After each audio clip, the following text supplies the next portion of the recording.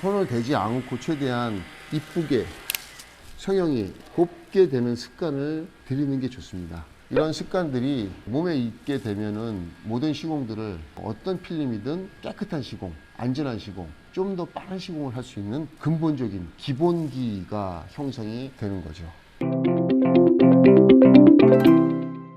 비반사 필름 중에서 제일 고급형으로 되어 있는 슈어 X 제품을 시공하기로 하셨습니다. 전면에는 슈어 X 32%, 측면 후면에는 슈어 X 12%로 시공을 하겠습니다.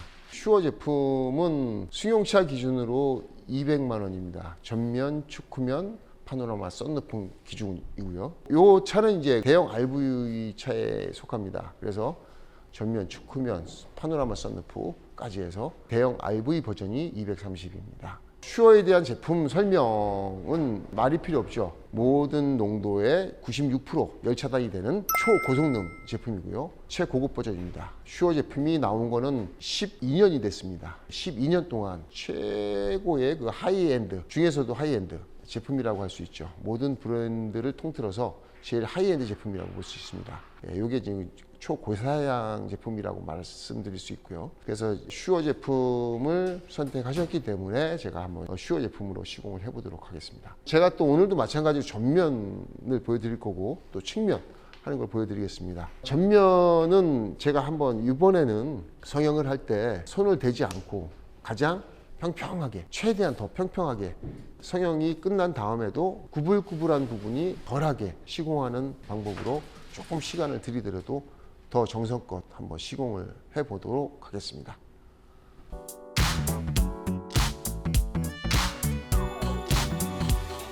유리가 맞닿을 때 이 미끄러짐의 정도가 다릅니다. 미끄러짐의 정도가 다름에 따라서 이 비누의 양을 조절해서 궁극적으로는 필름이 성형을 했을 때 곱게 쫙 펴지는 현상이 최대한 많이 생길 수 있도록 세팅을 해주는 게 제일 중요하죠. 성형은 세팅이 제일 우선입니다. 필름과 유리의 조건을 항상 균일하게 해주라. 그것에서부터 시작이 됩니다. 일단 미끄러짐의 정도가 뿌득뿌득뿌득뿌득뿌득 어느 정도 있습니다. 이런 경우는 살짝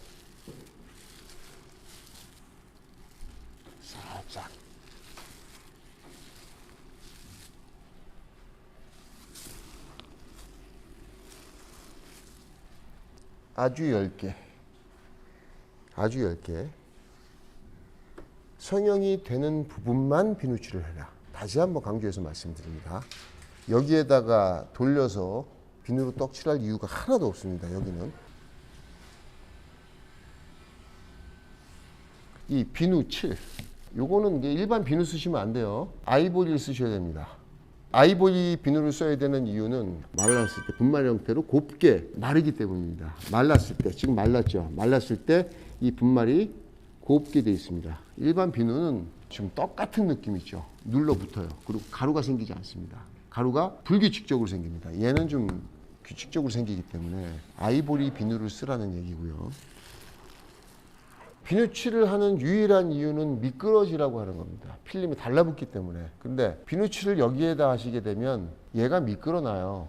성형을 여기에서 했는데도 불구하고 얘가 움직입니다. 얘가 절대로 움직이면 안 되죠. 움직이지 않아야 되는 장소에다가 비누칠을 칠하셨던 많은 시공자분들 다시 한번 생각해 보세요. 여기다 비누칠을 왜 칠해야 되는지 고민을 해 보십시오. 칠할 이유가 하나도 없는 거죠. 영상을 안 보는 모든 전 세계 윈도우 틴터들이 이곳에다가 비누칠을 하고 있습니다. 안타까운 현실이죠. 성형에 대한 충분한 완벽한 경험과 지식을 갖추지 않은 그런 틴팅 교육자가 잘못 배워준 거를 그대로 모든 틴터들이 잘못된 습관들을 익히게 된 거고, 그것이 습관화가 돼서 시공에 상당한 혼선을 줘왔던 게 사실입니다. 저 또한 그런 오류를 범했던 사람이고, 틴팅을 할 때 어떤 액션을 취할 때 왜 내가 이 동작을 해야 되는지에 대해서 생각하지 않고 생각 없이 했던 그런 습관들을 제가 알려드리는 겁니다. 그렇게 하지 마시라고. 습관적으로 반복적인 행동들은 어떤 기술 분야에서는 늘지가 않아요. 발전이 없고 근본적인 것을 생각을 하고 이유가 뭔지, 왜 이런 현상이 생기는지에 대해서 항상 머릿속으로 생각을 해야 된다고 생각합니다. 손을 대지 않고 최대한 이쁘게 성형이 곱게 되는 습관을 들이는 게 좋습니다. 이런 습관들이 몸에 있게 되면은 모든 시공들을 어떤 필름이든 깨끗한 시공, 안전한 시공, 좀 더 빠른 시공을 할 수 있는 근본적인 기본기가 형성이 되는 거죠. 이런 기본기 없이 최고의 기술자가 된다라는 것은 상상도 할 필요가 없는 거죠. 아주 초보적인 축구로 치면 인사이드 킥, 아웃사이드 킥, 인프런트 킥, 이거를 못하는 사람이 어떻게 세계적인 선수가 될 수가 있겠습니까? 너무 기본적인 거죠. 이거는 그냥 팅팅하는 내내 그 기본을 잊지 말아라 라는 얘기고, 그 기본을 무시하고 이유도 없이 반복적인 행위를 했을 때는 10년이 지나고 20년이 지나도 그 기술은 진보할 수 없는 거죠. 발전할 수 없는 거고.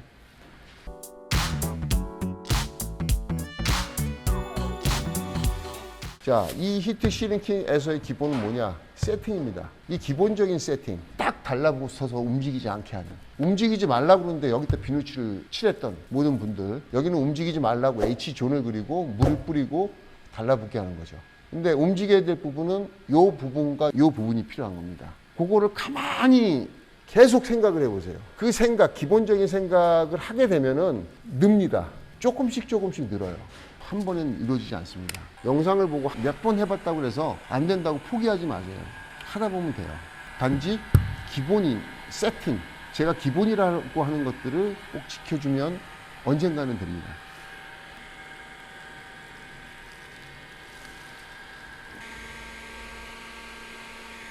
제가 요거는 한번 시간이 조금 들어도 최대한 아주 굴곡이 없이 꾸불꾸불한 오징어 현상, 오징어가 이렇게 비틀어지는 것 같은 그런 현상이 없이 최대한 해보겠습니다.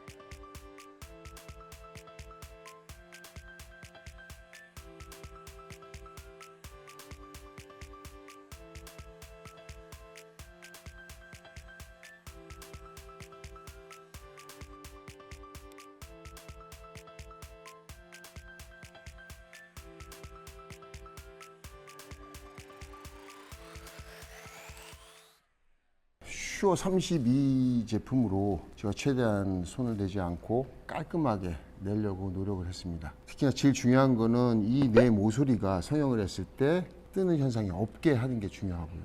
재단이 되는 이 부분이 옆에서 봤을 때 평평하게, 여기서 보면 평평하게 일자로, 요게 중요합니다.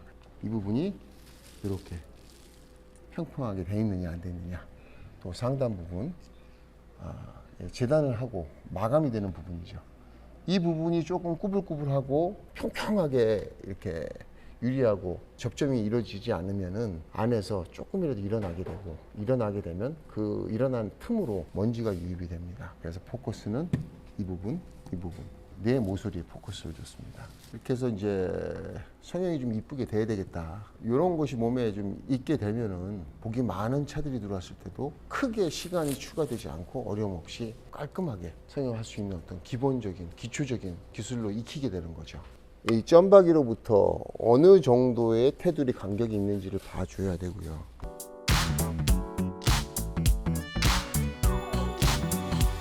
이 치아 같은 경우에는 사이드로 1.8cm, 2cm 가량 공간이 있고, 잘 보입니다. 육안에도. 육안으로 운전석에 앉아서 봤을 때 이 절단면이 보이는 것보다는 보이지 않는 것이 원래 유리와 같은 컬러 유리 같은 그런 효과를 주죠. 그리고 마감도 깔끔하다고 느낄 수 있기 때문에 최대한 이 마감선이 보이지 않도록 집어넣을 겁니다.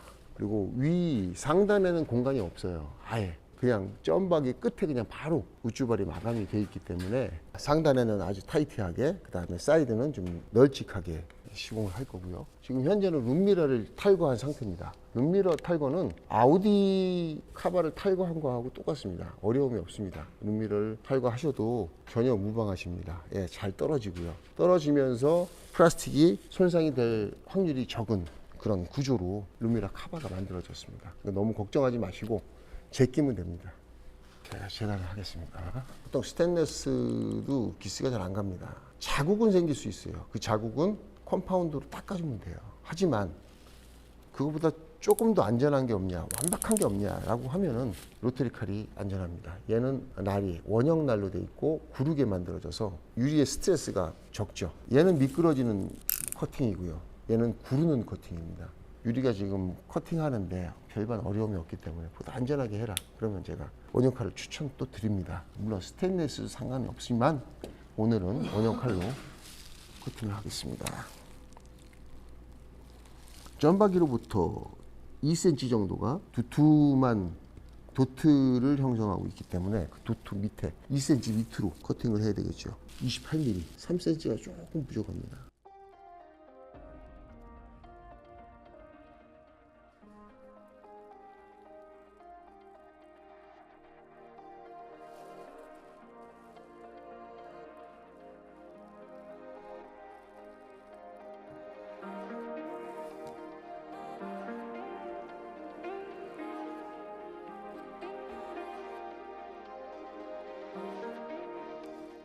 점박이로부터 1cm 자르려고 목표를 둔다면은 1cm로 자르면 안 되죠. 7mm 정도를 잘라야지 안에서 붙이면 1cm가 들어갑니다. 계산을 잘 하셔야 됩니다.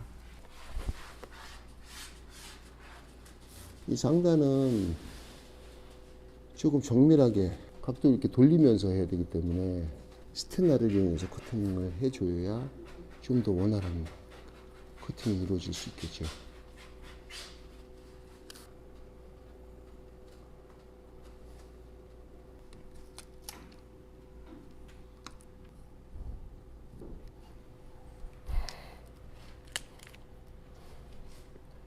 자, 라이팅을 안쪽에다 대지 않고도 자를 수 있는 배경은 안쪽에다가 그라스니트 시트 카바 흰색으로 했기 때문에 다 라인이 보이는 거죠. 이 카바를 하지 않고 그레이색 시트 상태에서는 라이팅을 안쪽에다 대지 않고는 절대 할 수가 없어요. 보이지가 않아요. 근데 지금 라인을 다 볼 수 있는 거는 안쪽에 시트 카바를 했기 때문에 가능한 일입니다.